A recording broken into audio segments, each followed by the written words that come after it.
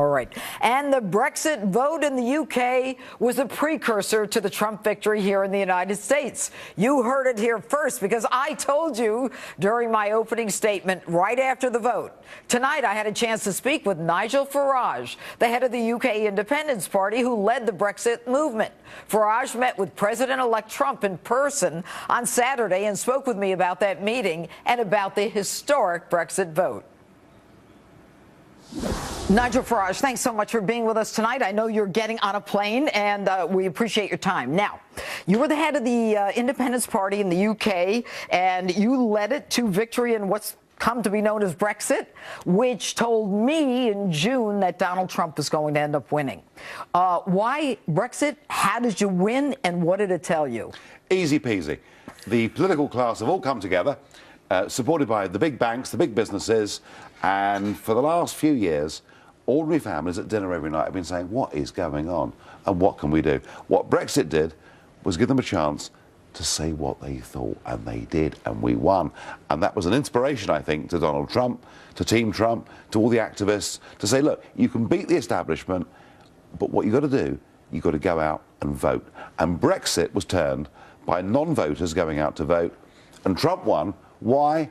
Because Democrats just couldn't really raise the energy to go and vote for that crook Hillary. And because non-voters, traditional non-voters went out to vote. And they came out for Trump. Okay, and speaking of Trump, I think we have a picture here. You were at Trump Tower yesterday. I think you're one of the first people to actually meet with him. You consulted with him during the presidential campaign. And most Americans have not seen Donald Trump without a tie, as we can see him there on the screen. I hear that it was a very comfortable, everybody had a great time with the president-elect. Yeah, it was a laid-back chat. What was it like? I mean, here he is. It's his first meeting as president-elect. Do you know what? He was thoughtful. He was reflective.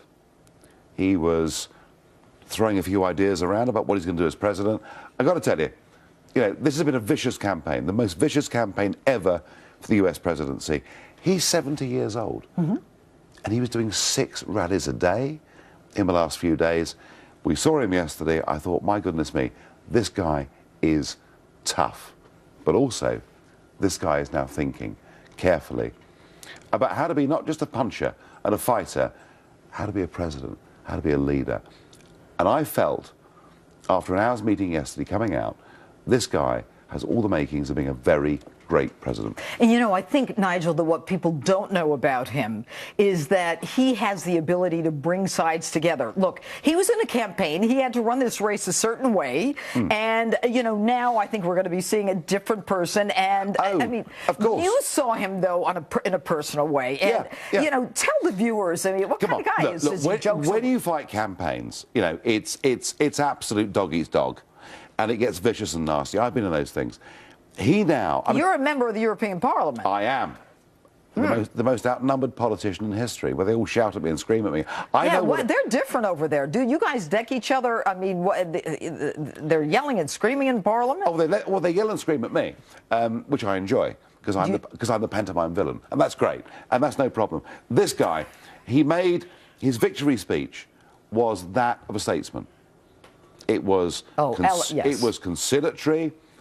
He says now, I've won, but I'm going to be the president for all of America. And you know what? I believe him absolutely sincerely. What I left that meeting with yesterday was a sense he really, genuinely wants to help ordinary, hard-working American people. Okay, so you're in Trump Tower yesterday. We know that there are these protesters. I mean, they're yelling and screaming. It's almost as though Chicken Little, the sky is falling. What did you think of that? I mean, do they do that in the UK? Oh, I recognise them by their faces. What do you mean? No, they were flown in from London. No, absolutely. They're the same people protesting about Brexit. Look, let's be frank. The paid ones? Let's be frank. Let's be frank. These people were all too busy smoking drugs to go out and vote, and yet they go and protest. Come on, forget about it. It's like Kaepernick, who didn't even go out to vote. But listen, I have to tell you, I want to promote your book, The Bad Boys of Brexit, Tales of Mischief, Mayhem, and Guerrilla Warfare in the EU Referendum Campaign. Now, what my viewers can't see are your pals who are with you that I've seen in Las Vegas and a lot of other places. I really wouldn't. There is a lot of mischief and mayhem, and they wouldn't come on set. But Nigel Farage, thank you on behalf of a lot of people, I'm sure, around the world. Thank you. Thanks for being with us.